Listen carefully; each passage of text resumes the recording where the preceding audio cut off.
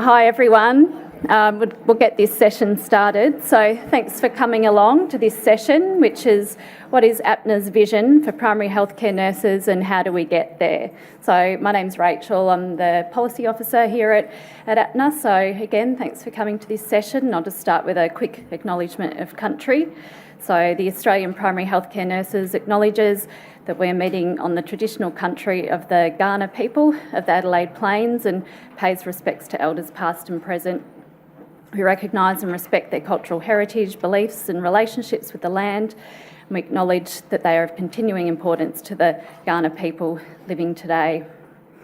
So I'll now hand over to Ken, APNA's CEO, to explain a bit more about what this session is about.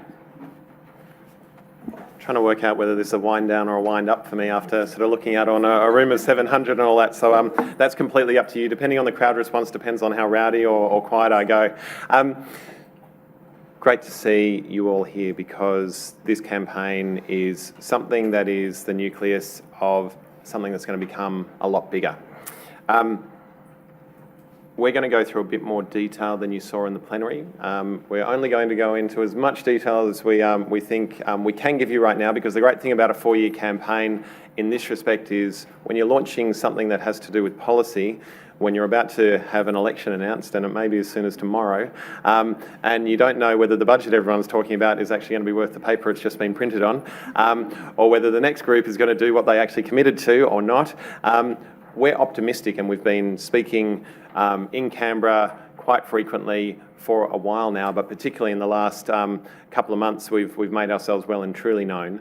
And that's just to start us off. It's don't forget us. We have lots of solutions. We have an engaged membership that actually is going to be rowdy at some stage. We tend to be polite. We tend to play by the rules, but Nurse 2022 is going to change that a bit.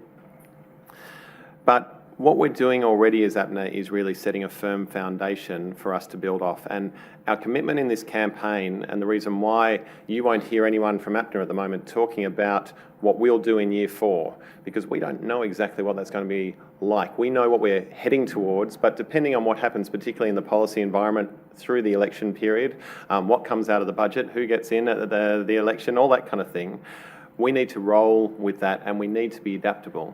Now, the great thing is about APNA, and it's interesting when I came into this role, you look at the organisation, you go, well, what are our strengths? And actually, compared to a lot of other healthcare professional organisations who we tend to lose out to, if I'm honest, in the policy settings, is actually we're not dragging around 50 to 70 years worth of policy positions that kind of constrain you.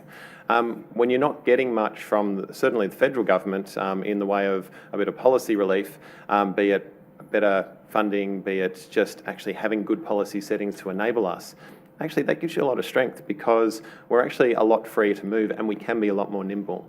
And so over this campaign, you'll see it evolve, and one of the things that we've been talking about in the office as we've been preparing it is that idea of reviewing year on year. So we actually don't set something 4 years out and then find out it's actually a bit off the mark. We actually want to evolve the campaign each year depending on what the environment is doing, and also so that we can get louder, and who knows, if we're particularly successful, maybe it can be Nurse 2021 because we're that successful. Wouldn't we love to see that? But we're going to review year on year, and we're going to make sure that we're constantly communicating, that we're enabling you, and that we're really getting to the heart of some of the issues that are stopping you from being able to do the work you do. Valued, visible, respected. I'm just going to use that instead of punctuation marks occasionally, or even when my mind goes blank. But valued, visible, respected, I want you to keep repeating that to not just people at the conference, but also to your colleagues. And I want you to use that as your benchmark, because most of our work being done behind closed doors isn't seen. It means that it's hard to tell those stories and talk about the impact you have in your work.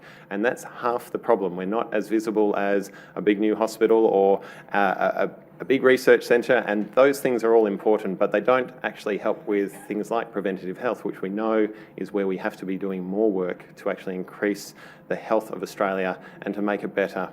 So we are at the front line of that. We are the largest healthcare professional group in primary healthcare. No one else is even remotely close to 82,000 primary healthcare nurses. Now, if As our workforce survey is telling us, 50% of you are basically saying that you're not able to work to your full scope of practice. And when you ask, you're being told by those who make the decisions that you can't. That's got to change. And it's not hard. That means that with this 82,000, we've got some really quick wins if only we can make sure that those making health policy are listening to us. So let's start with health policy. It's one of those things that, if I'm honest, 12 years ago, I probably wasn't that interested in things like policy and business models and all that kind of thing, but I learned pretty quickly that actually if you at least have an understanding of them, you can be that much more effective in your practice because you're operating on a bit of a high level and an understanding of what is going on and how a lot of the decisions are made and what those decisions are responding to in the environment as to how your practice setting works. So we're going to start with a bit of a high-level overview because we believe this campaign, as much as anything, is about taking you on that journey of actually let's understand what's happening in the environment. We're actually a member, that's APNA, of the Australian Hospital, or the AHHA. I'll keep using acronyms, Health and Hospital. Sorry, I knew I'd get one of the acronyms wrong. There's so many in healthcare. But we have Kate Silk here. Now, Kate is part of the AHHA, and she is so well versed in health policy, we thought I could make it up, or we could get someone who really knew what they were doing. But they have such a broad view, and half the problem in the policy environment, and anyone who's sort of got remotely close to government, is you don't have time to talk about everyone else's views, so you go in with your own thing, and government gets pummeled all the time.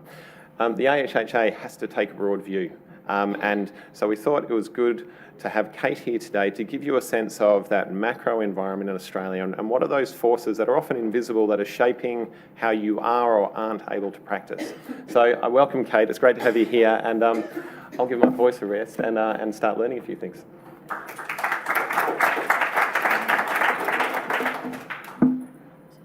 Yeah, escape. Oh, sorry.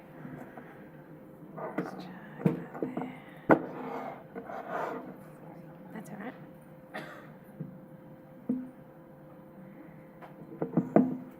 Good morning, and thank you, Ken, for that introduction. So my name is Katharine Silk. I'm from the Australian Healthcare and Hospitals Association, and we are an independent peak membership body, and we advocate for a better Australian healthcare system.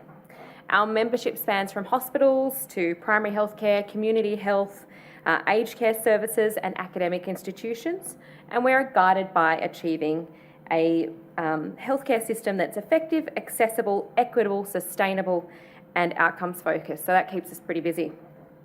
I'm here today to talk about the AHHA's blueprint for a healthy people, healthy systems, and also to go into a little bit of contemporary health policy. So I'll touch a bit on the federal budget that was delivered 2 nights ago, and also the budget and reply speech last night, and also the upcoming election. I'd first like to acknowledge the traditional owners of the land in which we're meeting today and pay my respects to their elders past, present and emerging. And I'd also like to extend my acknowledgement to any Aboriginal and Torres Strait Islander people here today or attending the APNA conference. So when Australians are asked in many different ways, they often will prioritise health and healthcare. When asked what worries them or what should be in the budgets or what the budget spending priorities should be, or what issue is most important to them, consistently health and healthcare is rated right up there at the top, if not number 1. So this is a word cloud that was taken from that same survey I just showed you before, taken in March this year, featuring themes brought out by about 29% of those surveyed. And I think it really highlights what issues resonate with voters and also where there's appetite for action. So some key health statistics. $1.55 billion is spent on health in Australia each year, and about 2/3 of this comes from government spending. This equates to about 10% of the gross domestic product in Australia, and the health workforce takes up about 14% of the labour market. That's massive. That's a lot of voices. There's about 1,300 hospitals, and about 750 of those are public hospitals, and there's about 7,100 general practices. The stats on that are a little bit iffy. We're not too sure. It's not something that people traditionally keep great stats on. The Commonwealth Fund does a survey and looks at health systems across the world, about 11 of them, and we're ranked number 2, which is pretty fantastic for health systems. But if you look at cost and access, so cost to consumers and access, we're way down the bottom at number 10. So we could be doing better.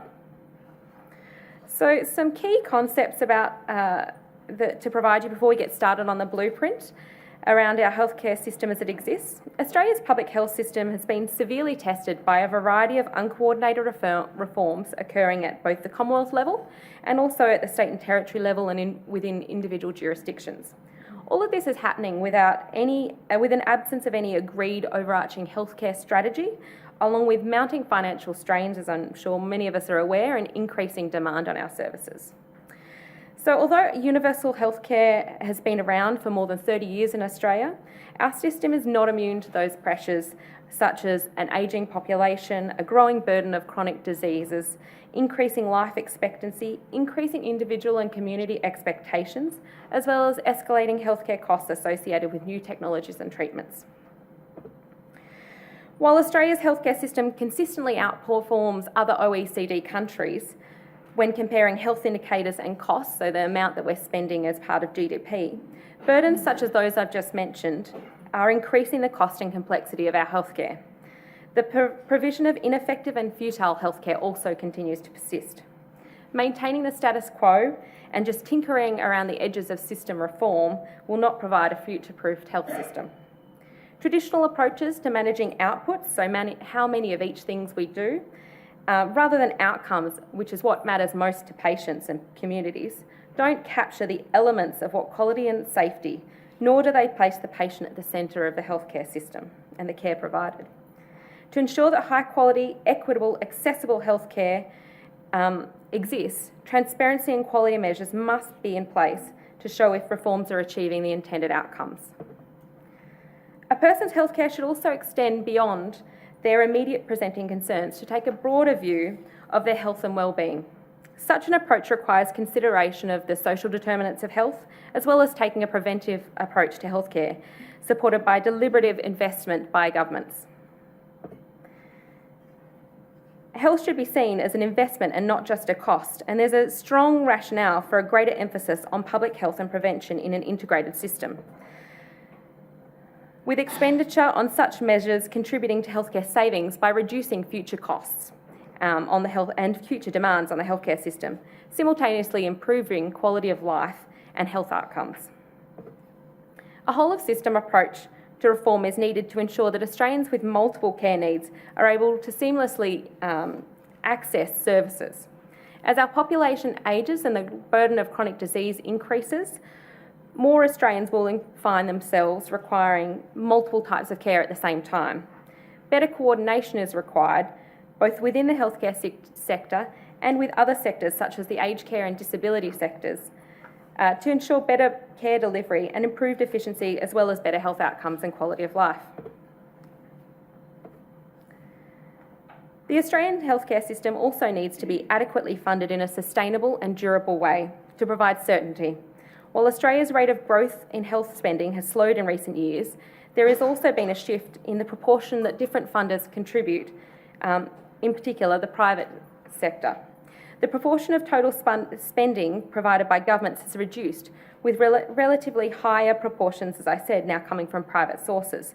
So this is private health insurers, compensation, individual out-of-pocket expenses, which is increasing quite a lot. Australians now spend more on out-of-pocket healthcare costs than the OECD average, and this has changed over time. We used to be on the better side of that. The overriding objective of the public healthcare system and public health should be to ensure that quality care is equitable, accessible and affordable. This requires resources to be used effectively, with all parts of the healthcare system working together to eliminate waste, remove inefficiencies and remove low-value care. Australia has a high-quality healthcare system delivering world-class population health outcomes. However, for some groups, health outcomes are poor. For example, there's increased incidence of sexually transmittable infections and blood-borne viruses, as well as increases in hospitalisations for injuries and for poisonings. Innovative approaches to health service delivery underpinned by a strong evidence base are required to tackle these challenges and respond to them. Complementing Australia's health insurance is a requirement to tailor major reforms to regional challenges and also to develop targeted programs for vulnerable populations. So in December 2017, AHHA published our blueprint, Healthy People, Healthy Systems, our strategic vision of how Australia's health system needs to be reformed. We were invited by Commonwealth Minister for Health, Greg Hunt, to contribute to ideas for a 10-year blueprint to reform the health system, and a similar request was made by the opposition. The development process involved substantial consultation across a range of sectors, including hospital, primary, community health sectors, and engaged with clinicians, academics, policymakers, administrators, and consumers. During the blueprint's development, negotiations for the Commonwealth, State and Territory funding of public hospitals were occurring via the National Health Reform Agreement post-June 2020, and we also continued to see the need for more integrated care and increasing pressures on and continued on funding of the health system at different levels. So achieving value was and still remains critically important.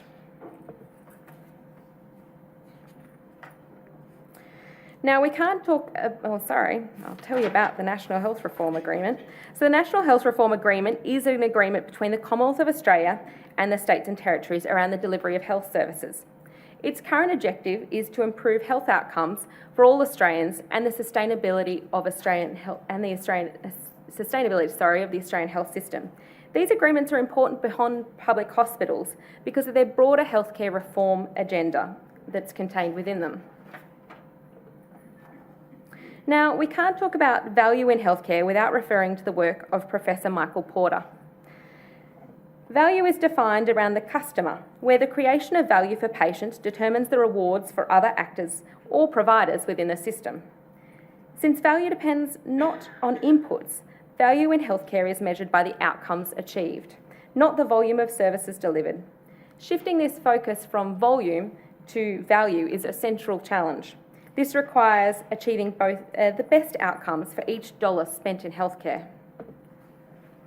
Our blueprint provides feasible steps to reorient the health system to focus on patient outcomes and value-based care, rather than the current focus on throughput or fee-for-service and vested interests. There are 4 key domains that were identified for reform, and across each of these we've published case studies from our health service members and primary health network members exemplifying our recommendations. They provide current examples of innovative and best practice in Australia, so where these things are being achieved. The first domain relates to governance, with the objective of the Commonwealth and the states and territories working in partnership to implement a national unified but regionally responsive health system that delivers integrated care and services that are central on people's needs in those regions. Importantly, our health system can't afford for the Commonwealth and the states and territories to continue cost shifting or blaming each other. Establishing an independent national health authority reporting directly to the Council of Australian Governments is needed. The authority would assume responsibility for stewardship of functions currently led by a number of existing agencies.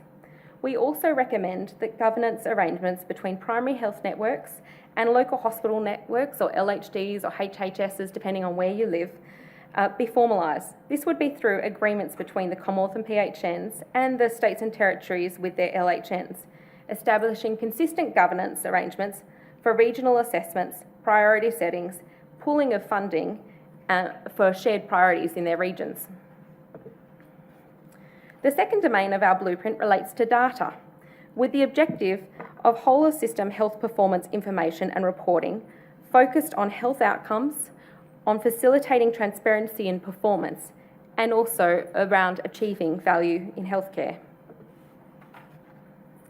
Areas that we've identified as needing action involve data standards. There are national data standards on hospital services. However, we currently have no national data standards for primary healthcare. There is also increasing interest in applying patient-reported measures to safety and quality improvement, with some activity happening jurisdictionally here, but we need a national framework for consistency so we can measure like with like and compare and see what's happening. We also need ICT architecture to support interoperability, requiring common data structures and classification systems. And thirdly, performance information, being analysed and reported in a manner that is fit for purpose and timely, meeting the needs of different levels of the health system. So that's all the way from government departments at a national level, at a state and territory level, but also all the way down to clinicians working in the field and also to patients so that they know what's happening. We believe that providers who receive government funds should be required to supply patient outcomes and service data for public reporting. Ultimately, we want to get to the point where high-quality outcomes data can be published from across the health system, including primary healthcare, to empower patients to make informed choices about treatment options and about the providers they choose, but also and this is probably most important, to drive improvements in healthcare value and quality. The third domain in our blueprint relates to the health workforce, with the objective of planning for a health workforce that supports service delivery models that are accessible and address population health needs more effectively and more efficiently. The opportunity here is to provide leadership to proactively redefine traditional workforce models of healthcare delivery that better address population health needs. Leaders must recognise that vested professional and financial incentives can be an impediment to effective structural reforms in the way that health services are designed and delivered and remunerated. We recommend development of a national health workforce reform strategy, and this is one that goes beyond adequacy, so making sure that people are accredited or registered, and distribution of the workforce, as we currently have it. Instead, it needs to envisage innovative, outcomes-focused and value-based changes. This looks at things like scopes of practice and models of care to make sure that we're meeting people's healthcare needs. The Productivity Commission has noted that labour costs comprise a large share of health expenditure, and so making better use of the health workforce, skills and competencies could lead to large efficiency gains. There's evidence some tasks, and I'm sure many of you will know many of these tasks, that are currently the exclusive responsibility of particular professions or professionals could be performed just as effectively by others, without compromising patient safety or the quality of care.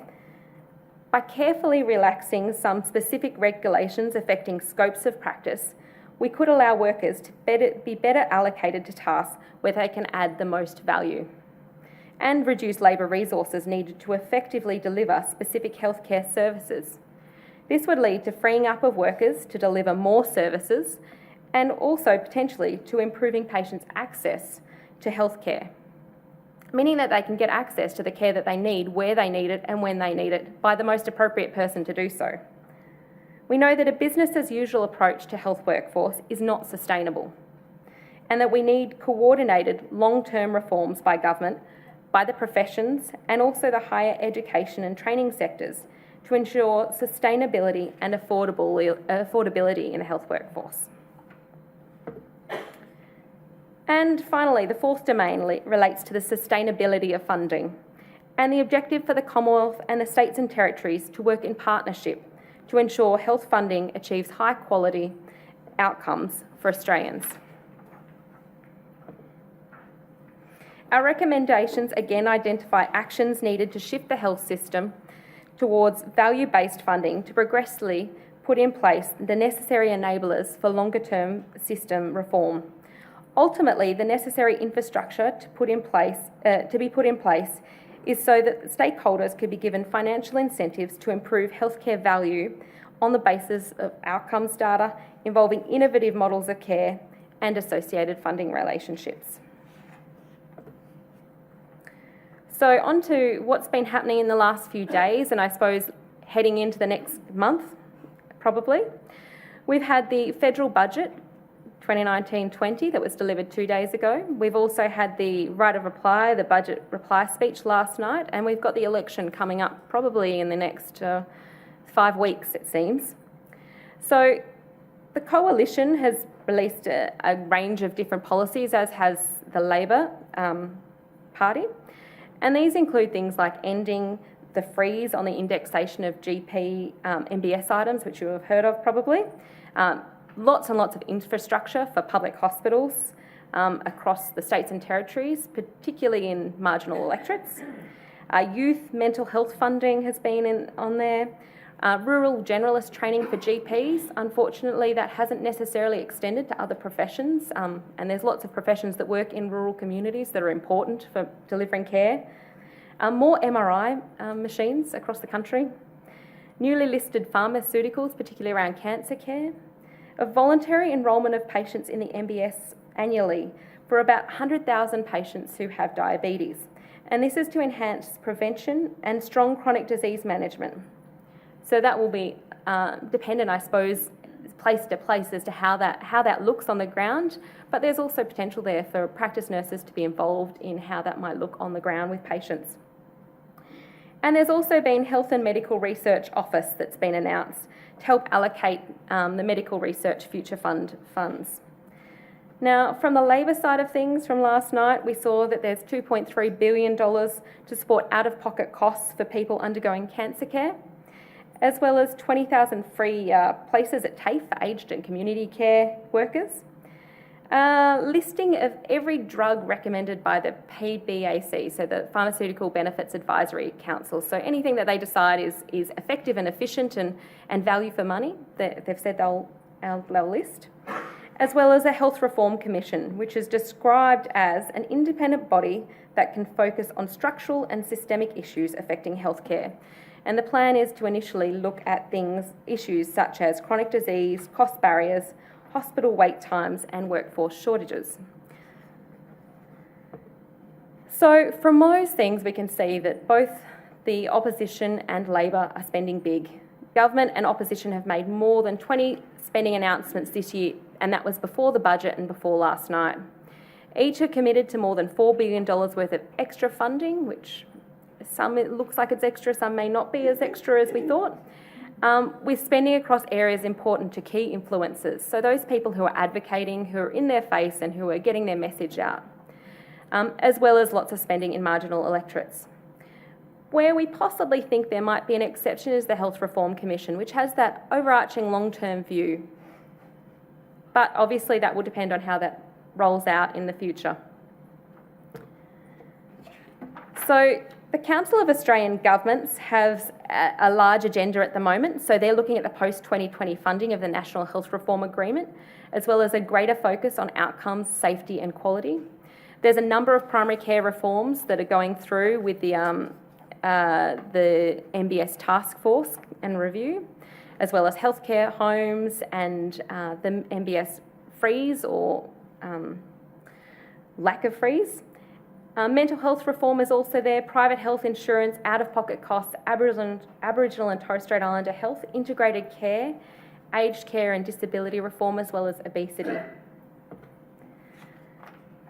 So to finish up, I hope you've seen that our blueprint provides a feasible plan to take the Australian health system in a direction that will better meet patients' needs and enable system efficiencies.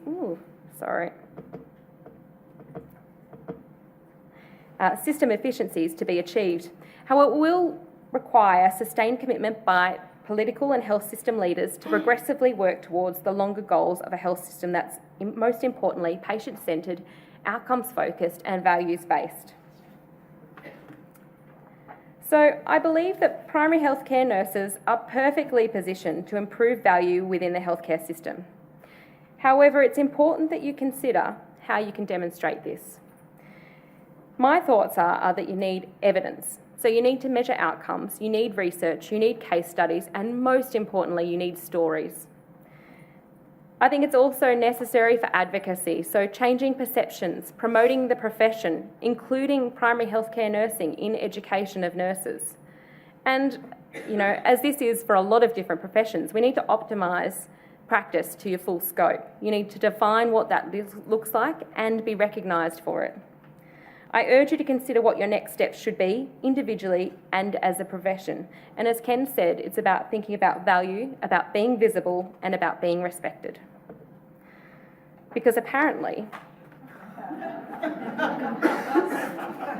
not my standard person to quote. Thank you very much.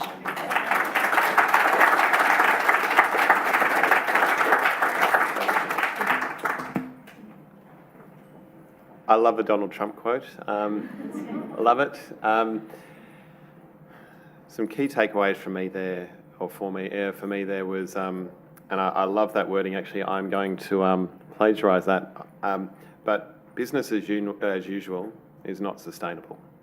I think if there was one takeaway that we will certainly be using when we go to government will be actually, there is actually a problem with maintaining status quo.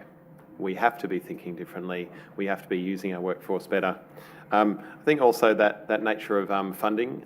Whenever someone talks to me about funding in healthcare, I hark back to the first Mother's Day stand that I had to give my twins money to go and buy presents at school for my wife. And Darcy came back from the Mother's Day stand, and I said, "Oh, so did you have any change?"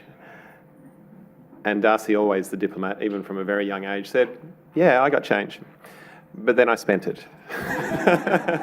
Always knows what I want to hear, but wants to tell me the truth at the same time. Nicely played. And I think that's the same with health as well. And I would say that one of the key things here is when you, and I'll keep going back to that stat of that 50% of us are saying that we want to work to a broader scope that's within our current training, but we're being told no. There isn't necessarily a funding component to doing that. It's actually a change in behaviour and in culture and in some policy settings. That's not to say we don't want to have the funding flowing to where it needs to be. But I'd say that one of the things that we have learnt through multiple governments over particularly the last 15 to 20 years is that when we talk about preventative health, no one has really a definition of that right now. And government certainly doesn't know where they should be applying the full force of the health system to actually get the greatest bang for buck with prevention. And the problem is they've got plenty of organisations telling them what prevention is. And if you go to the Royal College of Surgeons, they'll tell you that there's lots of surgery that can prevent things. And I don't doubt that. I just think that most patients, if we're talking about patient-centred care, think that they've probably lost the battle at the point someone has to cut them. So there's these things that we don't know in our health system, and there are lots of ideas out there, and it is, and I love the line about we need to tell stories, and that's why we are so clear about in this campaign we need to increase our visibility. And when we do that, it's not because we're demanding, it's because we're going with solutions, it's because we are assertive and we're telling them what we see, because when we're behind that closed door when we are practicing, no one else sees that. We've got to bring that out, and we've got to be proud of it, and we've got to be confident that we are actually able to provide solutions as well. So we're going to go into a bit more detail. I think everyone probably has seen that, which is the first thing to put in your Nurse 2022 folder. I'm not going to steal Mary's thunder because Mary is going to talk to you more about that, but I want you to keep thinking about this. But one thing I want to point out in there is in one of the areas that you're pledging to commit to, and it's in the goal too with promote the value of my role, we've actually got that we want more people, we want everyone to actually commit to doing the APNA workforce survey every year. And the reason for that is the greatest way to quantify what you are seeing and what you are experiencing and the environment in which you are working. Because if we can't quantify something, we can't advocate as powerfully, because our stories are going to get us a long way and they're going to capture hearts and minds. But there's nothing like data to start feeding in. Now, for those of you who saw news coverage or read the MJA, you would have seen that Karen published an article in the MJA actually reporting on the 2018 nurse survey results. That was the first time that we have actually really taken that to a more a public stance. We've analysed that data before, we've worked with different stakeholders before to do that. But this was the first time with the largest number of respondents that we've really been able to get that out there into a forum that policymakers can see it. Now, at the moment, given resources and funding, that was an article to publicise. So it wasn't published data as such, so it wasn't a peer-reviewed thing, it was part of the MGA Insight part. And it's the first time we've done that to realise that there's almost a bit of a PR war here that we have to get involved in because we're not so good with that. And I'll definitely come to your question in a minute or your comment. So part of that visibility is making sure that we don't just sit on that, we don't just use it in policy environment, we actually start those conversations happening so that when we have organisations and policymakers who are starting to make decisions, that we are actually seeding ideas and actually telling them that they need to consider us, because that visibility bit is something that we need to increase significantly. Liz, did you? Yes, so I guess my comment was just around, I think it's great that the workforce survey got out, and that coincidentally our peer-reviewed paper actually came out the same day as you guys did yours. And I think it's a real shame that we're getting something out there, but again, we're putting this newsy kind of thing out there. We nurses, we're professional, we need to be reporting as research, we need to be reporting in peer-reviewed journals the same as our medical colleagues.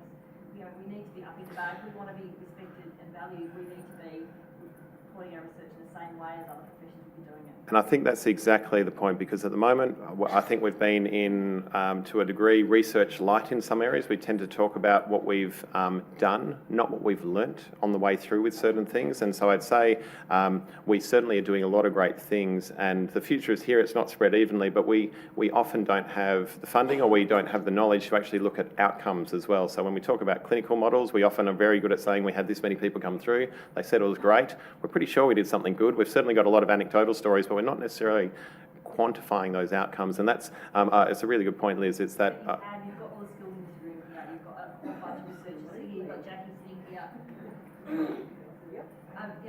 We publish a lot of stuff.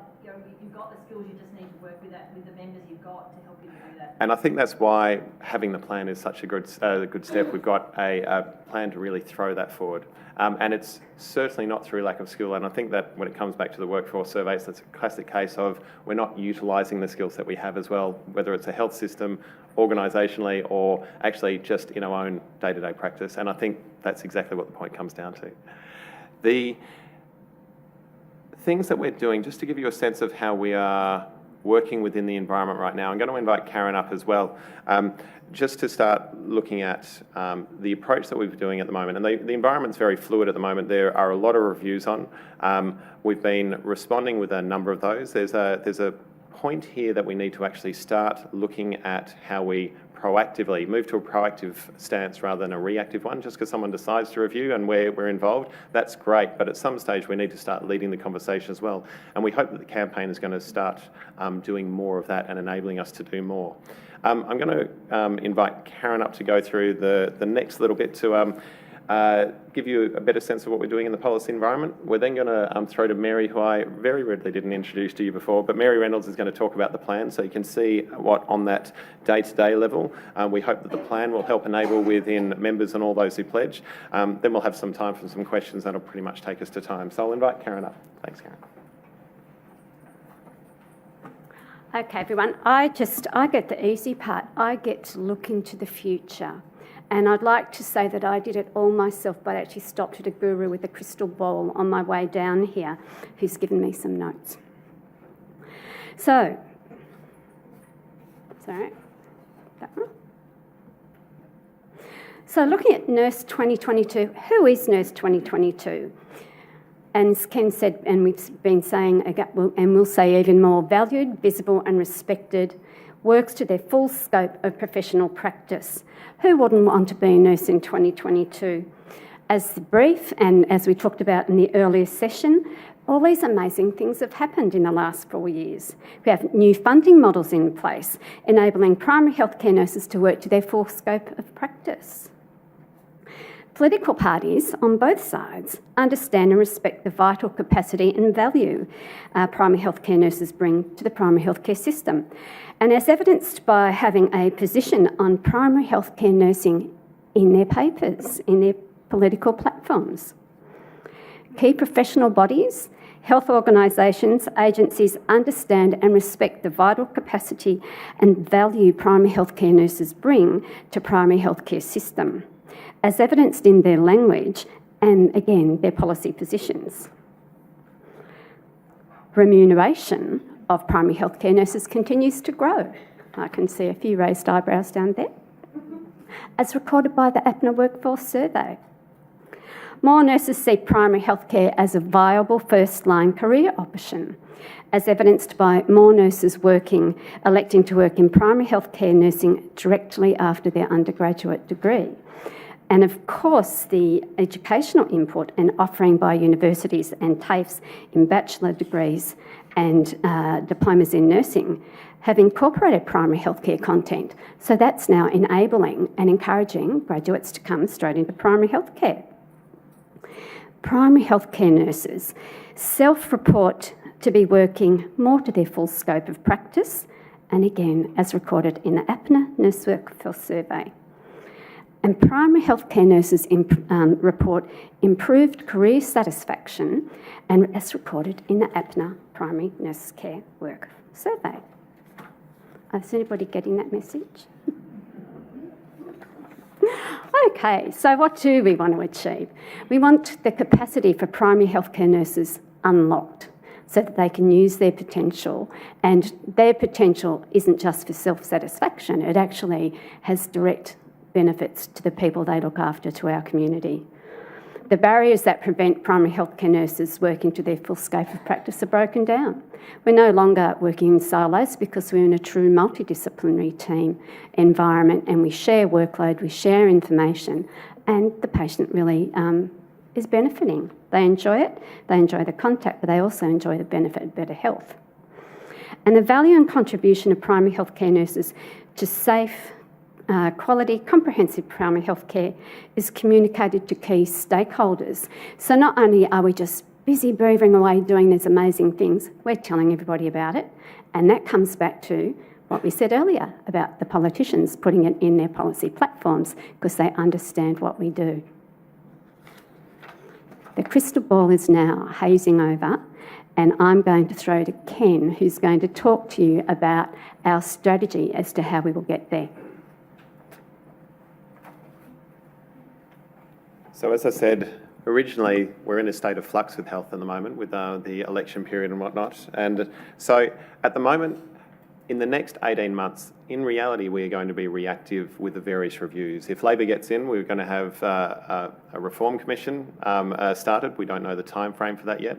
What we do know, though, from speaking with Katharine King, the Shadow Health Minister, is that the role of nurses will be one of the first two issues reviewed by the commission, which is great, but we don't know whether they're getting in. So, you know, it's everything is a promise right now, and that's why we're in a state of flux. So we're going to lose another 5 to 6 weeks of the year at this rate in election mode, where no decisions are going to be made.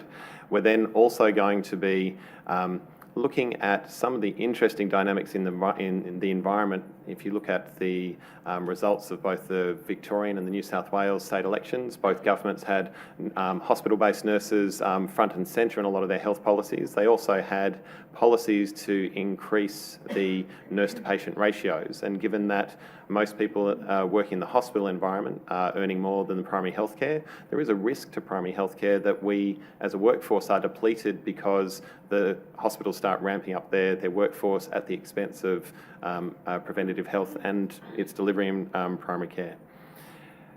So we're going to be in reactive mode initially, but I want to give you a sense of the kinds of things that we've been working on and responding to so far, because it is a particularly busy time. And I mean, if I just think about the last 6 months in particular, I mean, we've been looking at things like RN and midwife nurse prescribing, the Senate inquiry into the My Health record, the potentially preventable hospitals indicator for general practice, because actually if we're looking at one of the real indicators, it's, you know, the number of people who end up in hospital who don't have to be, and we can be at the forefront of that. So we obviously prioritise that. And just this year, the review of we looked at the MPS Medicine-Wise review, which is a little off topic for us, but we're paying more and more attention to that because of the nurse prescribing issue and where that may go. And obviously with so many nurse practitioners joining APNA now, it's certainly become a core issue. ANMAC's looking at the nurse accreditation standards, and so they've already had one consultation paper out, and so that's really core stuff for us. Obviously, the MBS review, it's so significant, and when you're essentially, except for PNIP, which is going to become WIP, which has just been delayed, I think as a profession we've learnt the hard way about how well-intended, and PNIP was well-intended from the government point of view, can actually play a role in reducing our scope of practice and lead to a lot of myths out there about what it's for. You know, there are a lot of practices working under the belief that that's actually there to pay for a whole wage for a nurse. And, you know, acronyms hide a lot of things, but it was a nurse incentive payment. It wasn't a nurse employment payment. And there are a lot of people who've sort of probably rewritten the book on what that should be used for and how it applies to the practices, the practice of a nurse. We've also looked at things like the Ric Gp White Paper, and I'm not sure how many of you would have seen that, but the Ric GP's got a paper that they've just put out, and we've provided a view on relating to their vision for general practice, and also a sustainable healthcare system. And I'd say that if you want some bedtime reading, and if you want to look at what the organisation representing GPs thinks about general practice, I think you'd find some interesting things in there. Rest assured, if you're disagreeing violently with anything in there, there's certainly some tense words that we've had, and some certain views that we've put forward in response to that. And I think that that's probably the challenge in healthcare, right? Everyone's got different views, and the challenge with our policymakers is that sometimes you do go after the group that actually has the loudest voice, and that's why we need to be visible, because if we don't have a louder voice and a more effective voice and a more constructive approach, we actually won't get heard. So things that we're still looking at right now, we've got more to go on the MBS review. So we've got the nurse practitioner reference group that's still working through. We're involved in the midwives review for MBS, as well as the allied health reference group, because in team-based care we want to be making sure that we've got a really clear view of where that may go. If we're going to work collaboratively, we've got to be really open with these groups and having a shared view. We've got the Department of Health looking at nurse education more broadly. We've got the Aged Care Royal Commission. The AIHW is looking at a primary healthcare data set, and we've been to a number of those consultations. What's really interesting about that, if you look at nurses in primary healthcare, is that we're largely invisible there. The largest primary healthcare workforce is largely invisible in that data set, and that's the data set that policy responds to in primary healthcare by and large. So if we're invisible in that, then we've got some heavy lifting to do to go there. So we're doing a lot of work in those reviews, and hopefully just rattling off those names and adding to the acronym list in this session, you can see that there's a lot going on, and we're making sure that we're at the table in order to make sure we're not on that table, because there are losers in health policy, and they happen quite a lot. So hopefully that gives you a sense of what we're working on right now. Ultimately, though, to put some context around what we're trying to achieve, we need to actually tackle funding models. Funding models are often very, very boring. We're not going to pretend that this is something that you like to spend time on a sunny day in Adelaide talking about. But we need to make sure that the funding models are recognising not just the role you play, but the value it brings and the outcomes it can deliver. We need to make sure that they're enabling primary healthcare nurses. We need to look at how they are transacted. You can't do that much in primary healthcare in transactions, because actually, how would the government transact with you right now? It's actually quite a hard thing for them to work out and actually to apply a high degree of accountability to. And we want to make sure that they recognise full scope of practice, not just task-based items. The other one around profile and value, and Karen said a lot of this, so I won't go into too much there. It's not just the political parties, but you've heard the AHHA put a very clear vision for their blueprint up. And it's hard not to sit there just nodding your head the whole time going, yes, and isn't it nice just to have it put so clearly and concisely? But we're going to start actually establishing some of those alliances with like-minded organisations who have a holistic view that they share, because when we can't be somewhere, they can be, and that's why we need to have those stronger alliances so we're all rowing the boat the same way. We want to make sure that more of those bodies are talking about what we do as well, and alliances will be a great way to help with that. There's a word here around language as well. If we don't have a combined or a shared language, we're going to start establishing more on that, more around that with the other groups that we work with, because we tend to say the same thing, but we say it differently. And if you're a policymaker journeying through a whole heap of stuff, sometimes you know 2 and 2 can equal 5. So we want to make sure that we're really aligning language with other groups too.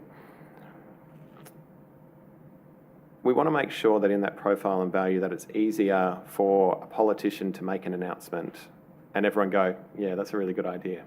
Because it's those hard sells that a politician has to make. And it'll be things about increasing taxes potentially, or not funding something else in order to maybe do something in primary healthcare that helps primary healthcare nurses work to their full scope. We need to make sure that they're winning that battle so that actually it's easy for a politician to say, actually, I'm doing this and you should be happy that I'm doing that. So that means that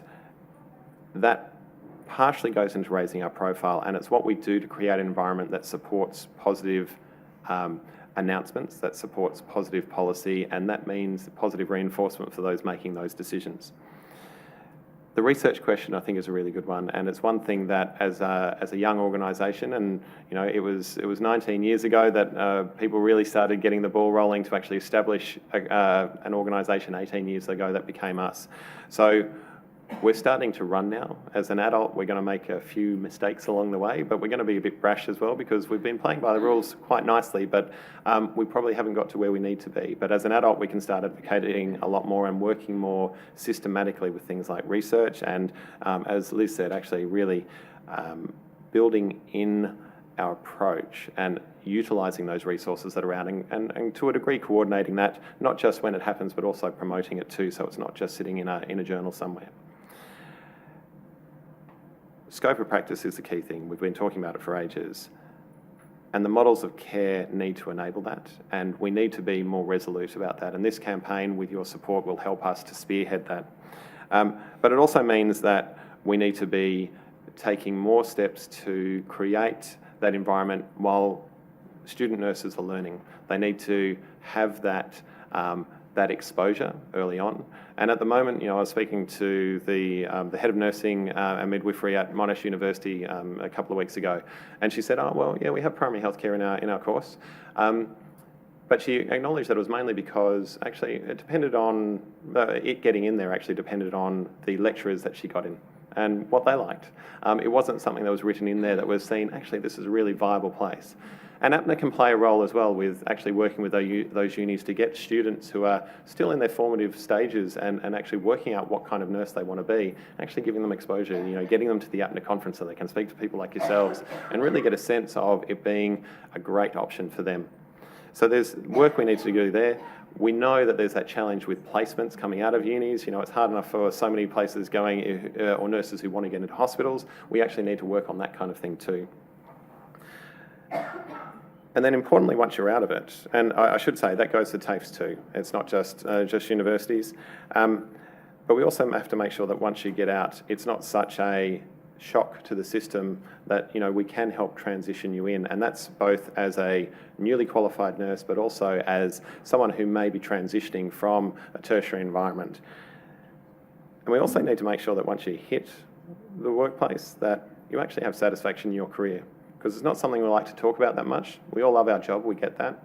And we're very good at talking about how much we like it, how it's very fulfilling. But it doesn't mean that it's not taxing and that there are unfair things happening out there. And it's not our role as a professional organisation to step into that union space, albeit we will be working with the AMF to make sure they have full access to the workforce survey so that they can be doing that side of things. But the career satisfaction is really important, and the workforce survey is going to start actually putting more into that and making sure it's recognised how much career satisfaction there is, because it's different to liking your job. And if you don't see yourself being in your career that you like within a couple of years, and we hear this anecdotally all the time, "I'm not sure how long I can do this," is a very common phrase that we hear on the nurse helpline and when we're talking to you at the conference and whatnot. You're kind of sitting there going, "I want to do it, but something's got to give," right? I think that comes down to that quote before, it's the status quo, well, it's that business as usual is not sustainable. So we're going to have to advocate to make sure that everyone working in the profession feels that they're supported and they have that satisfaction in their career. So there's a whole heap of policy that sits around that. There's a whole heap of visibility that sits around that. There's a whole heap of repositioning nursing, even within our own mindset.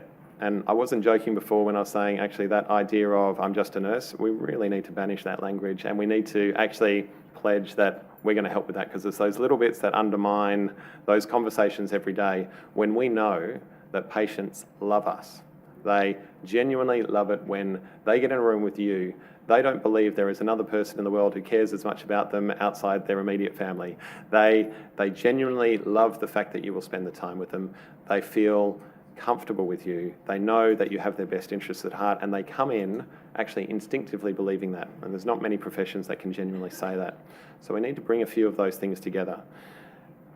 And we need to make sure that patient voice is heard to actually support that positioning of us within that policy environment as well, because e-health records probably a classic case of the usual great idea, the usual turf war amongst healthcare organisations and different vested interests. We're all there, all necessary to do. We need to have those robust discussions. But then at the point that we went to patients and said, hey, now you need to sign up, they went, sort of looked at us all sideways, and we're not sure if we trust you as healthcare professionals, we're not sure if we trust you on technology. Not sure why, when most GPs are still using a fax. And so it's that kind of thing where we can't actually make this about a turf war between professional organisations. It actually has to be actually letting patients have that say too. And we know that when they are big supporters of nurses, that actually they're likely to come out in support of us. And we as an organisation need to get the alliances in with those patient advocacy groups as well, to make sure they're saying, yep, that's a good idea if nurses can do more with the patients who need to see those nurses. I'm going to stop there because I think we need to get some real meat on the bones about what we'd like to see nurses doing. So I'll throw over to Mary to start going through that. It's so good to have Mary here today. Her smiley face around the conference almost every year, and also what she's been bringing to her own practice back at home is fantastic. So it's great to have her walking this through and making this a bit more real. If we've got a bit of time at the end, we'll take a few questions, have a bit of a discussion, but we'll see how far we get into this bit. So thanks, Mary. Thank you.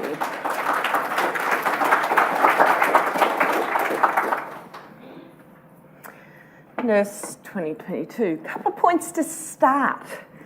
Who's Nurse 2022? It's us. It's every one of us, because we're going to be nurses in 2022. So APNA came up with this plan, and Ken and Karen have outlined what they're doing, because it's not every day I get to speak to someone from a government department. It's not every day you get to speak to someone from a government department. But what can you do so that APNA knows they're doing the right thing? Because if we don't work together, as they've all outlined, Kate had a great vision for all of us. If we don't all work together, it's going to be business as usual, which is going to get worse. We agree? We think that's fair? I think that's fair. So what is Nurse 2022? Valued, visible, respected, and works their full scope of practice. Works to what you can do, and you can make a difference. I know this because I got to make a difference.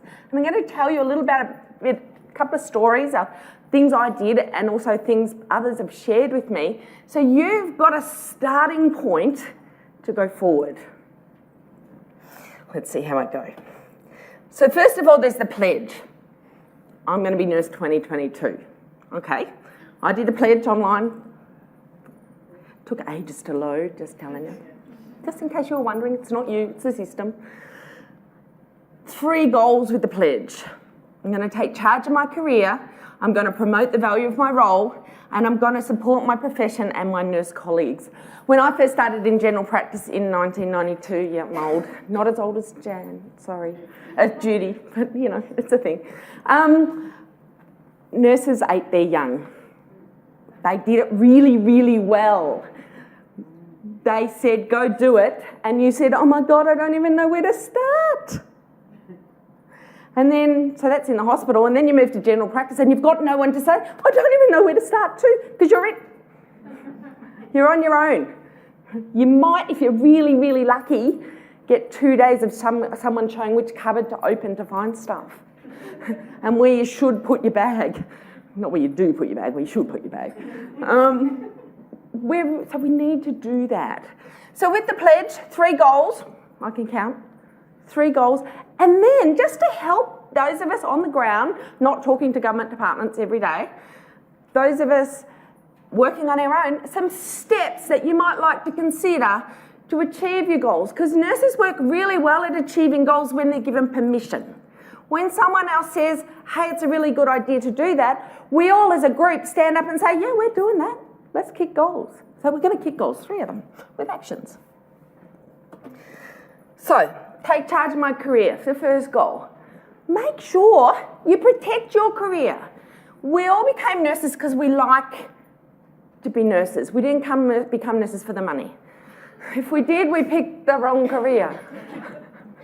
But we get a lot of job satisfaction about doing it. If we don't protect what we can do with our indemnity insurance, we can't keep doing it. It's illegal anyway. So make sure your insurance, the one you got, whichever it is with, who it's through, whether it's your practice, whether it's APNA, whether it's ANMF, whether it's someone independent, all valuable, make sure it's you that they cover and what you do. If your job description says you do shoe tying, that's cool. But if your job description doesn't say you do shoe tying and you're doing shoe tying, then you're not covered. Check out, make sure you're covered, because then you can keep doing what you like doing and what you get paid to do so you can eat. It's a thing. You'll have a learning plan that improves what you do to support your patients. And we're going to talk about that again in a minute. So I'm going to come back to that one. Just park it for the second. I will plan my required CPD hours within 9 months of my APA registration. So they're going to move the conference? No, maybe not. Maybe do your CPD and come share what you did at the conference. There's an idea. Because a lot of us come here for our CPD hours, just being real. That's how I am. I'll stay up to date with what's happening in primary care home nursing. I'll actually read my Connect. I'll actually listen to what other people say about primary healthcare nursing. All things you can do. And they've given us this written out on a piece of paper. With nurses, we work really well when we've got a plan. So we've got a plan, whether it be a care plan in a hospital, a chronic disease management plan. Now we've got our own action plan.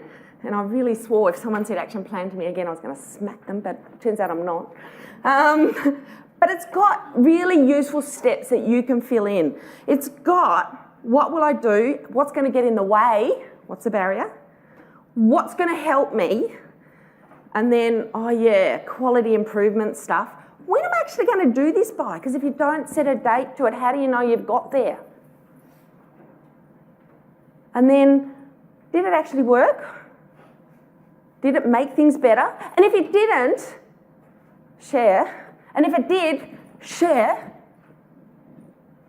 And then have I done that? Really useful stuff.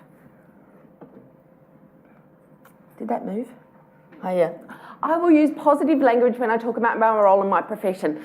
So Ken doesn't want us to call ourselves just nurses anymore. And I support that, that's really good. I've been listening yesterday and today about what other word we could use. I can say I'm a general practice nurse. I'm a community nurse. Yeah, really valuable.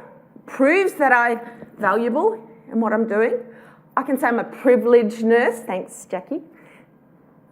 I can say I'm a lifespan nurse. I'm a corrections nurse. I'm an aged care nurse. Way more valuable in just the words than saying I'm just a nurse. Share what you do using that language with your family, with your friends, when you're having a drink at the pub. Have your elevator pitch, 3 minutes. You know, you go from floor 1 to floor 5. That's as long as you got. I'm a nurse who cares about people who have a disease they don't know how to manage in their lifestyle. I'm a nurse who supports people to develop strategies to cope with their chronic disease so they have a better life. I'm a nurse that supports lifestyle change. I love you. Can you be my friend? See where we're going here? We can all do this. If I can do it, you can do it. I will engage with the Nurse 2022 campaign. I did my pledge. Who did their pledge? Has anyone got? Yay! You're so good. I've completed my annual plan. Takes a little bit longer than 2 minutes. We're going to talk about the CPD plan. We'll come back to that. I am tweeting when I took off an action using... I don't know how to tweet, but I actually do know how to tweet, but I'm not really good at it. But what I'm going to do is actually share with my friends and my colleagues, I've done this. I made my pledge. I'm telling all of you. I'm going to ask people all weekend, have you made your pledge? Have you heard of the pledge? Have you done it? What do you think of the pledge? When I've done something else for my pledge, I'm going to say, I've done it. I'm going to be part of that valuable language. So people get the impression, friends, family, colleagues, get the impression, actually what we do matters. We know it matters because we do it every day. Let's help them know we matter. I wish to share my success with other nurses, healthcare professionals and consumers. And this is all tied up in the next one as well, because nurses work really well when someone has given them permission to do what they love to do. An example, I turned up at a general practice, new to that practice, across the other side of town from where I'd working previously, and was surfing through the clinical software, first couple of days, you don't know what to do, you don't know who's who. I'm useless at remembering names and that's really embarrassing. I've got a whole story about that if you want to hear later. There's a reason nurses don't remember names, ask me. So that's all right, turned up, and just purely because of previous experience, my previous experience had been in paediatric nursing and then respiratory nursing, and so therefore did asthma stuff. And the population of this clinic was not paediatrics. They had 5 people under the age of 18 in their cohort. I'm thinking, why have I come here? How am I going to be of value? But anyway, came across 124 patients who'd been hospitalised with COPD in the previous 12 months. Horrified. We've got 3,000 people in the practice, well, patients registered. 100, I was horrified. How dare these people be ending up in hospital? What's going wrong? So, day 3, rock up, said to the GP, hey, I've booked a couple of patients in to come and talk to me about their COPD. The GP looked at me and said, how are we going to bill for that? And I said, I'm not sure, but we'll figure it out. The GP looked at me, but I'd already made the appointments. They said, just do it. Okay, so that's okay. I made the appointment, patient came in, had a bit of a chat about COPD, had a bit of a chat, do you have an action plan? Didn't even know what an action plan was. GP didn't know what an action plan was. So we got an action plan going, and we saw these 124 people. One of them, this is a really weird story, one of them had been on COPD medication for 3 years. Spiriva, he opened the capsule and sprinkled it on his cereal. I might have taught him how to take his medication. I don't know why I thought it was important, but it turned out it was. We reduced hospitalisations of those patients. 86 of them did not end up in hospital in the next 2 years. What I'm sharing here is something I did. Seemed like a good idea at the time. The GP wasn't terribly impressed, but luckily for me, ran with it because we were going to sort out the billing later, which did happen. Everyone got billed somehow, and I'm not a business, I know about business, but I don't really care. I just like the money so I can go and eat and buy clothes, Share those stories so that your practice may have, or your community may not have anyone with COPD. They may all be over the age of 60. But there'll be something there that you can say, I'm not sure how we do that, we'll figure that out later, let's do the bits we know how to do. Because that's all I did. And if I can do it, all of you can do it. Way more intelligent than I am. I will complete the APNA workforce survey. I don't need to say any more about that because they sort of told us why it's important. But if we're one voice saying this is what's important to me, even though what's important to me may not be the same thing that's important to you, Jake. It might be completely different. Jake might be on a completely different plane. He might not care about childhood immunisation. But if APNA don't know about that, how can they support us? How can they give our message further up the tree to those people we don't get to talk to every day? But they do. They've got those pathways. We've all got a role to play, and that's our role in supporting our peak body. So we recognise that they're our peak body and we join them because together we can make a difference. Individually, it's going to be business as usual. We prove that. I will seek to grow my professional network. That is where we stop eating our young. That network, Jackie, if you ever feel like crying again in the car, ring me. I'll support you. I'll listen. I'll laugh. I'll probably make a joke. I'm pretty much on the same page about falling into genitals. We can all do that. We all understand that sometimes that GP is really grumpy and doesn't speak to us with kindness. We all understand that that patient is so frustrating and all they need to do is put their left shoe on before their right shoe. It will change the world for them, but I can't get them to do it. That's a really weird example, but you get where I'm going. If I share those stories with you, if you share those stories with me, I feel like a little bit less downtrodden, and I feel like it's actually going to be okay to go back and try again tomorrow. If you share your story with me and I say, oh, you sound like that made you feel down. When I felt down, I might, eat chocolate. That's never bad. You then learn something from me that you might be able to share. Might be no good for you. You might hate chocolate or, God forbid, you're allergic to it. Oh my God, you poor thing. But that might not be relevant to you, but it might be relevant to the next person you come across. And then we share the love. And we all work together to make a difference. So your learning plan. If you have a learning plan, you improve what you can do because you're more confident to do it better. So how do you improve it? Here's some suggestions that are my idea, but I encourage you to share your idea because you're going to have way better ones than I do. First one, learning plan. Patients, 5, under the age of 5. I could go and do a course on paediatric growth and childhood growth and development, childhood learning needs. It's probably not going to help my skills in that particular area. If I work in corrections, learning about paediatric life and development is probably not going to work. But it might be my passion. So I need to make a choice. Do I go work in a clinic that has 3,000 people under the age of 18 and 4 over the age of 18? Or do I think, hang on a minute, learning about COPD management and action plans is going to be better? Use your clinical data. Do a search. If you don't have access, ask. Use your clinical data. What do you come across? What do you struggle with every day?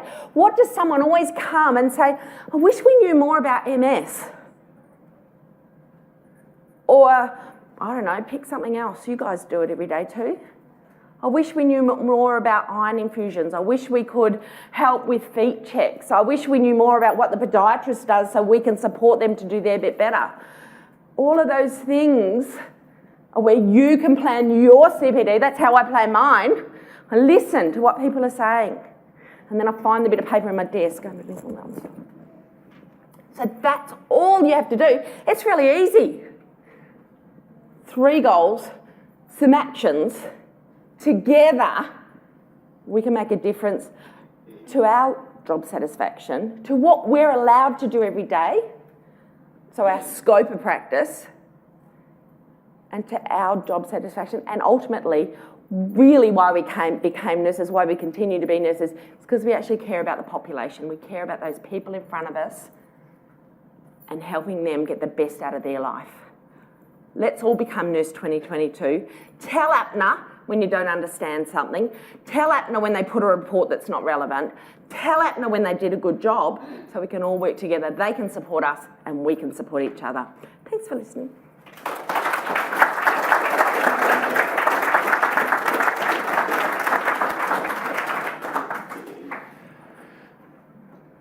So that's all clear then.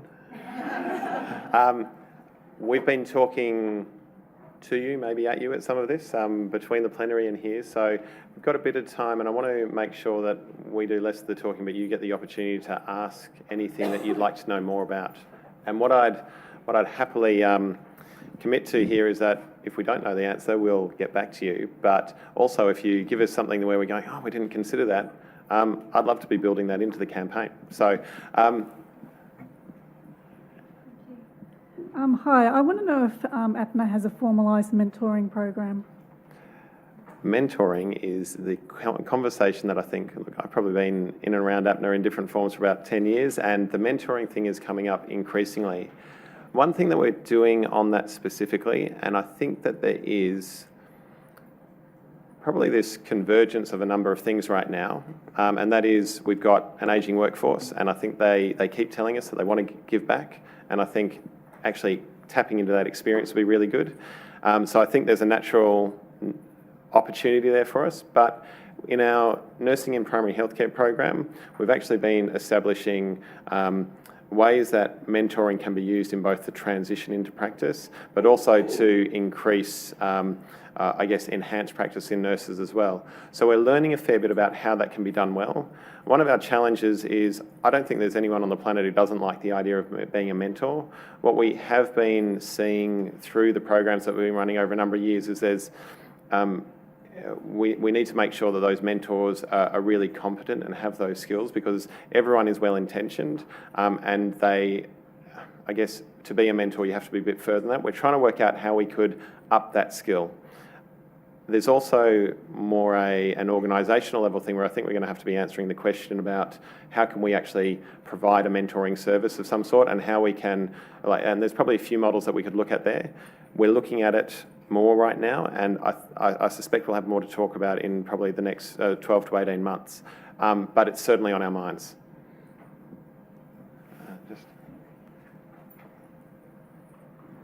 Hi, my name is Louise. Sorry, I've been itching to ask you something. I'm a nurse with a very broad background, worked in 10 different countries, worked all over a spectrum of many fields.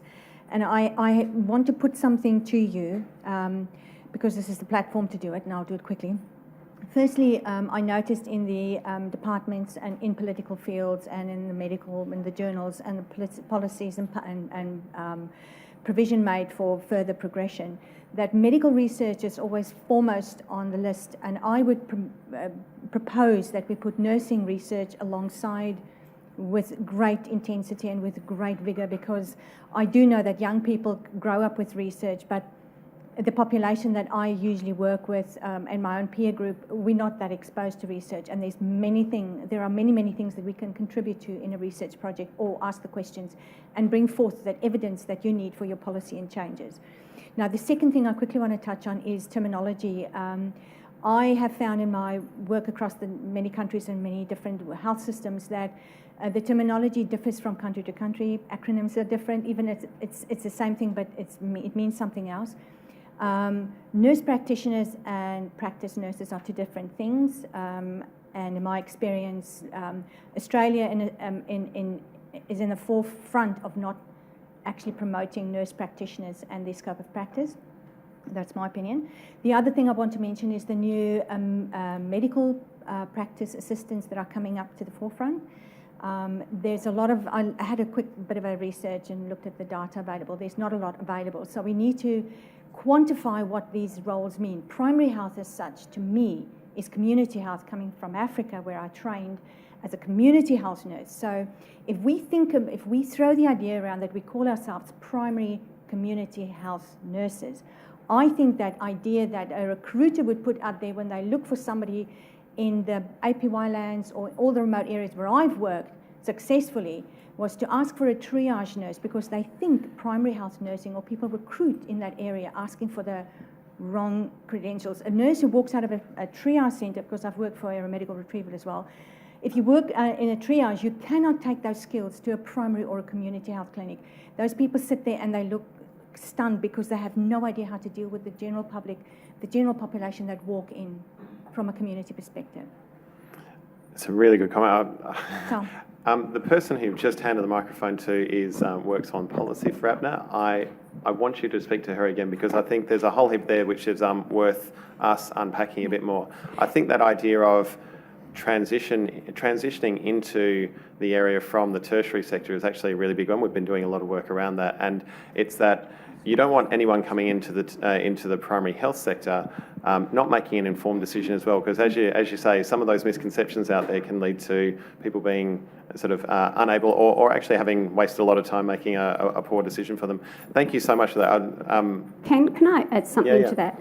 There is some work, you're right about the terminology with practice nurse, nurse practitioner. It's the terminology gets mixed up, but the titles don't. Nurse practitioner is a protected title, and in fact there is a consultation happening at the moment, and the papers are up on the ANMAC board looking, and the Nurses Registration Board. We had dinner with the chair last night of the Nurses Registration Board to actually streamline and sort of qualify the language around what is advanced practice. And there's a whole chain where you move from nurse and you upskill to advanced skill levels and then nurse practitioner. And so hopefully within the next few weeks or months there will be a much easier or more generally applied terminology about the differences. One of the other issues around title practice nurse is that it's very easy, slips off the tongue, but it doesn't actually tell you the difference between a registered nurse and an enrolled nurse. And in fact, as part of the Medicare review, we've taken the terminology out of that report to say recognise the skills of registered and enrolled nurses, so that when people look, one does not equal the other, and that there is a skill difference. So they've changed the terminology. Probably, colloquially, we'll just keep calling ourselves practice nurses. A lot of nurses identify by their setting, community, aged care, but they're all registered nurse or enrolled nurse, and the skill set needs to be recognised as such. And then the one comment on the medical practice assistants, the Department of Health has come to us to help write a role description for that role. And it is a new role, and there are a lot of benefits to having someone who is on your team. They can take a blood pressure, help patients fill in forms, take a bit of pressure off the nurse. They're not nurses, and they're predominantly a clerical role. I've read their course from top to bottom. It's predominantly clerical role with some support for the clinicians in the practice. So there is a bit of confusion, but hopefully once we finish with the typewriter, it will be clearer. I'm just wondering about the importance of the gender equity lens being used in sitting at the table with key stakeholders to talk about valued, visible and respected. Well, I think there's a number of ways we can approach that. Does anyone from the table want to make a start on that one? Maybe, Kate, what do you see in policy? Like when we're thinking about gender equity, particularly, and how do you think that actually works for APNA or doesn't work for APNA, as the case may be? Sorry. I suppose it's something that's probably getting talked about more. People are more aware of, obviously, there being a significant pay gap between different professions.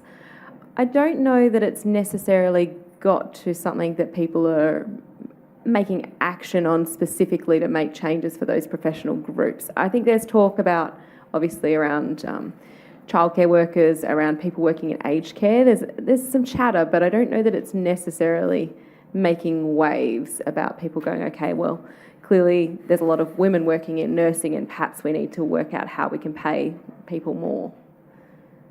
Yeah, I don't know there's necessarily great levers at a federal level. It's probably more at a state level where there is some levers, and then whether that then waters down to people working in primary care potentially, but then also there's the chance that that also then has an impact by taking your workforce away and heading in different directions.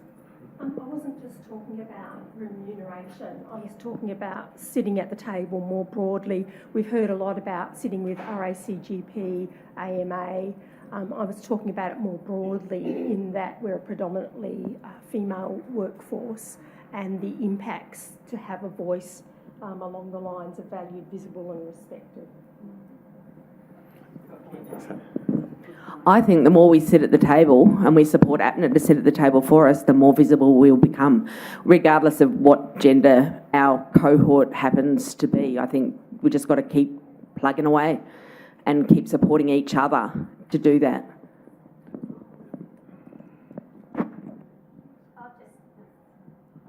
I'll just make a small comment. I breed nurses, and I have 2 sons that are nurses, which is why I say I breed nurses. And, I've done my bit. I'm not doing any more.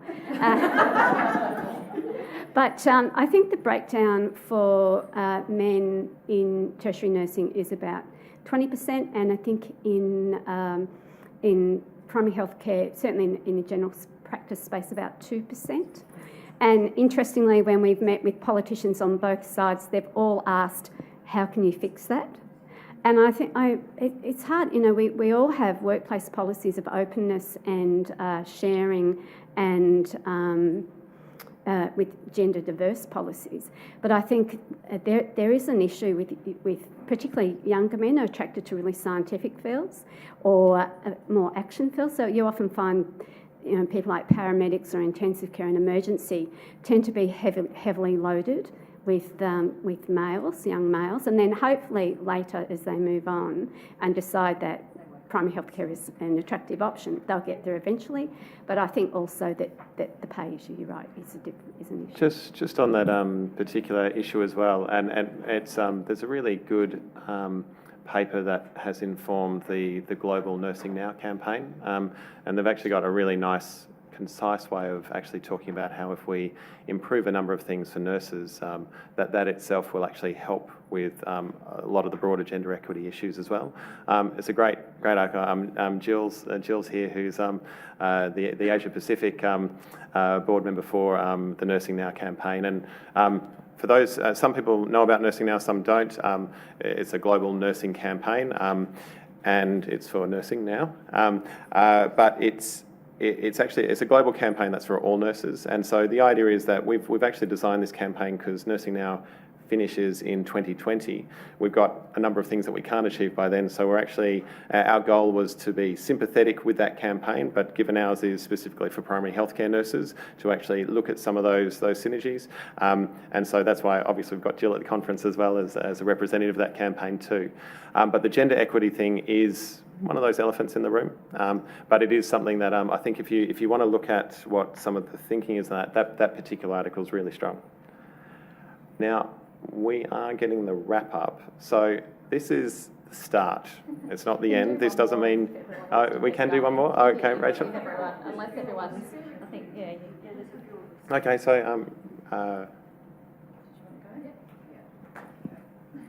it's actually a direct question to you, Ken, and you talked specifically about a patient voice. I don't actually like the term patient. I would prefer person or client, as it's more inclusive, but what will APNA do to give patients, clients, people a voice? It's something I have raised previously.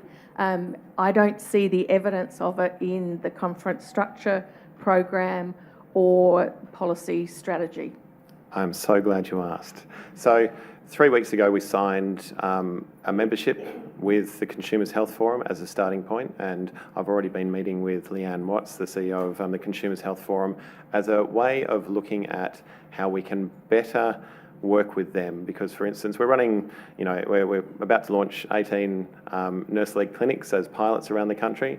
One of the things we're looking at there is how we can, when we're evaluating those, actually look at how the Consumers Health Forum can take a view as to whether those clinics were actually friendly for those who are going through them, and actually whether, as a really salient point, often when someone leaves a surgery or a clinic, the idea of the healthcare professional and what happened to that is a lot different to what the person actually on the receiving end of the care felt as well. And so we're aware of that, and we think increasingly that consumer voice, if they have that buy-in to the models of care that we are designing and developing, actually can be very powerful, because if we have that voice in there, one, we think the outcomes will be better, and two, we think that when we go back to government to say, actually, nurses are doing this great thing, actually having that voice in there, as well as ours as a non-clinician voice, can only strengthen what we're doing. We're also looking at, and it's a live conversation right now, Leanne and I are talking about how we can actually start surveying those consumers, patients, whichever terminology you'd like to use, about their view of going to a nurse. So you hear a lot of people say, oh, I've got an appointment with my GP. I don't tend to say that I've got an appointment with my nurse, even though they might be seeing them. So we're trying to get a better, we're looking at what research we can do to better understand currently whether there are any perceptions with amongst consumers about whether they would happily go to see a nurse first, whether they would feel that they, for instance, were getting a lesser standard of care from a GP, or than if they'd seen a GP, or actually, do they just want to be in front of someone who cares enough to actually listen? You know, we don't have a lot of contemporary data around that. There's bits and pieces being done, and we want to look at how working with the Consumers Health Forum, that could actually become a bigger piece as well. Yeah, that's good. We have done research in that area again, because that's what my PhD was around, nursing care and general practice, and definitely the patients were very positive about seeing nurses. Yeah, and I think once they get in there, it's great. And I think that's it. So we want to bring a lot of that together. And I guess I was going to add to that we've done a lot of stuff about the same time as Jackie did hers, and we actually led the stuff that was done in New Zealand around consumer perception. So there is actually a lot of stuff already out there that's been done in that space. And I think the main point I'm saying is, with Consumers Health Forum, they've obviously got a lot of political sway, so it's one thing to be able to look at the existing data, and it is good. I'm not saying there isn't any out there. It's more than having that attachment to an organisation that's got that political sway to help build on that. And for the nurse on the ground, what I did is I collected up the 3 or 4 or 5 letters I got from patients, and I attached them to my performance appraisal and gave that to my employer to prove that what I was doing was valuable to their practice. Just a suggestion.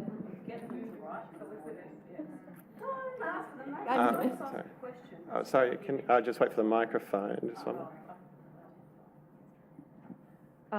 So Ken, when you mentioned the white paper, I had a quick look at it, and I can see why there might be violent reactions to it. Because figure 1, the Australian healthcare system does not mention nurses at all. So what's our alliance with RACGP like at the moment? And you can see why, when they're lobbying for their interests, even with, so we don't have an alliance with them at the moment. We contribute, and we're invited to contribute. Our feedback to that in particular, as I said, if you're feeling that way, I'm guaranteeing that we felt that way as well, and we started articulating it. Yes, there's a few challenges there. Because can I just say, when I sat on a policy table for nursing at the ACN couldn't release their toolkit because the RACGP refused to sign off on it because it had the word lead in there. So for 6 months it went backwards and forwards, and they wouldn't release it because the RACGP couldn't have the word nurse and lead in the same sentence. So they've got that power over us, but we don't seem to have the same respect back. But why isn't APNA making use of the skills and the abilities within this group to help drive and push back against some of these? Look, I would comment, and I would just say that we're moving through stages, and the stronger you are in representation, the easier it is to have those conversations and to make some impact.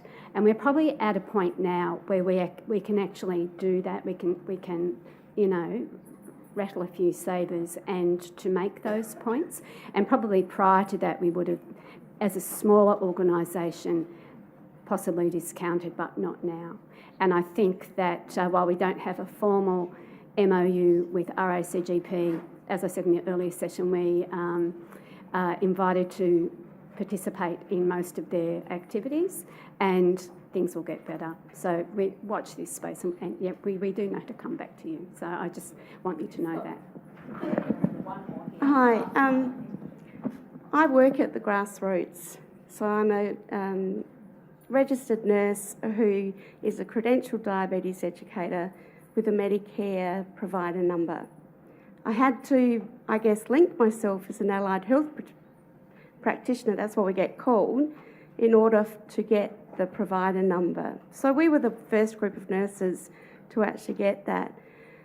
What this has got the opportunity to do is, sure, it's great to have an MOU with RACGP, but we have to influence the grassroots doctors because they're the ones who are owning the practices. Primary healthcare is made up of a network of small business. So we have to use a really different approach to what you use in other places to influence that. The way we do that is with what you're talking about, but I'd suggest that partway through the campaign, there's also a way to engage with the people who use our services and get better health, to have a thing that we take pictures of people and we build another Australian map with their photos. Because if we can do that, if we don't start to change the fact that the doctors won't refer to us in diabetes education because they're telling their nurses in primary care to set up a clinic, but they're not giving them the resources, the knowledge. We all as nurses have to network together and create our power because we have specialties within nursing. And so I think it's up to all of us to work out what we do at the grassroots. And that means not being put down, not using the word just a nurse, and also when people say things or write in the notes, and this last week I've just had this happen, we actually go and talk to that doctor and challenge that with our research and say why we're questioning that as an equal member of the team. I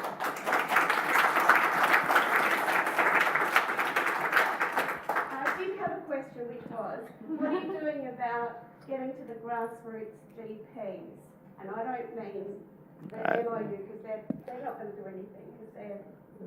And just to be clear, the RACGP is a group we need to work with, but I agree, there's often a different view at the grassroots level. We work very closely with practice managers as well. We see them as a potential enabler. There's a few things we have to catch and correct quite often, but they're another group that within that primary practice setting, or that general practice setting in particular, we see them as actually helping us to enable you quite a lot too.